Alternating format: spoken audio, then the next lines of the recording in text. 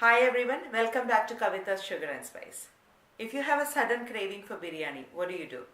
I'm sure you'll say you'll call for takeout. But I have a better solution. You can make an instant biryani in pressure cooker at home within minutes. So let's start cooking.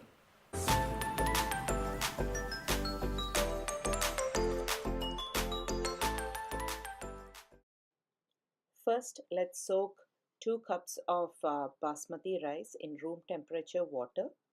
After 10 to 15 minutes, we will strain it and use it for biryani. I'm using chicken drumsticks or chicken legs here for biryani.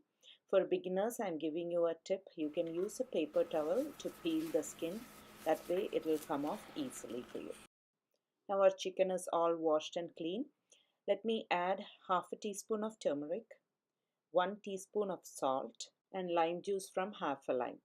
Marinate it and keep it aside at least for 20 minutes.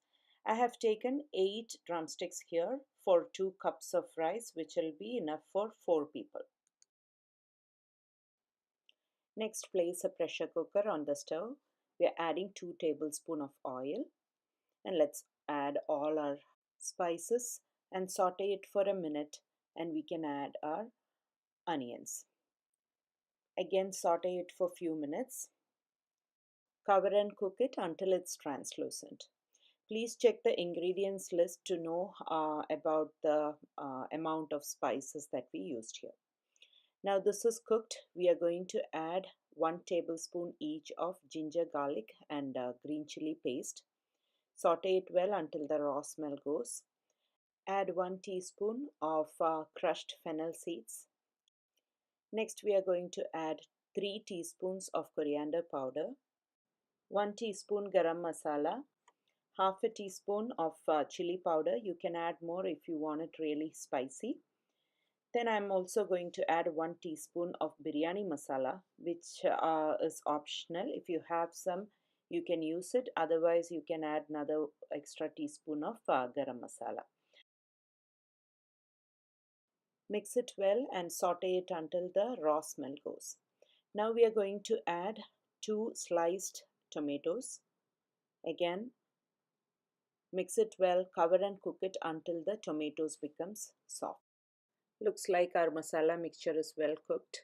Give it a stir, make sure it doesn't burn. We can reduce, till now we were cooking in medium heat, we can reduce it to low heat. Let's add half a cup of yogurt and mix it well.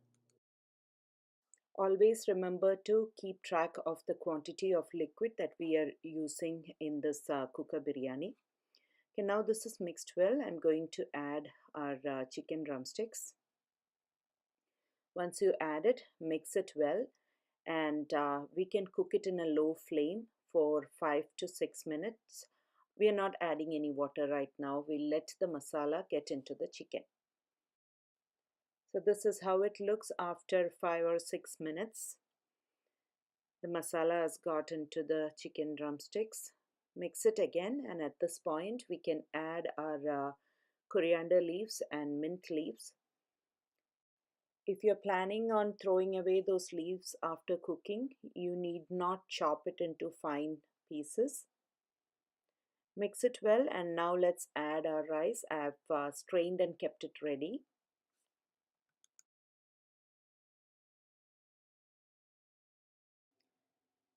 Once you add the rice, mix it well.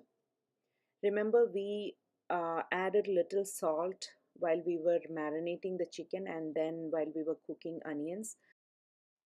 So remember to add some more salt to your taste.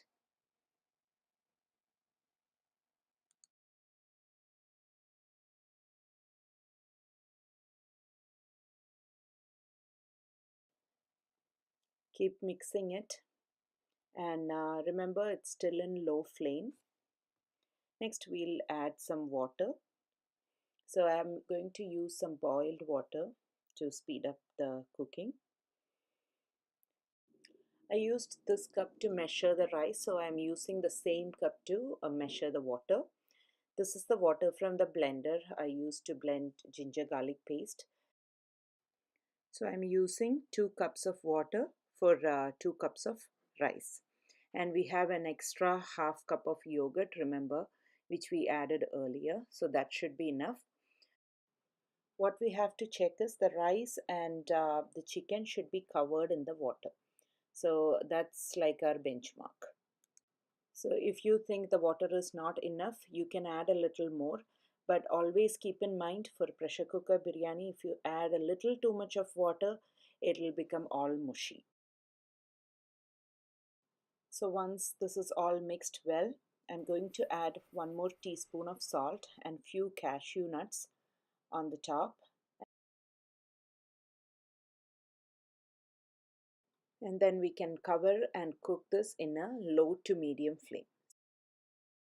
When the steam comes, place the weight and cook it for 15 to 20 minutes and you can turn it off. You don't have to wait for the whistle.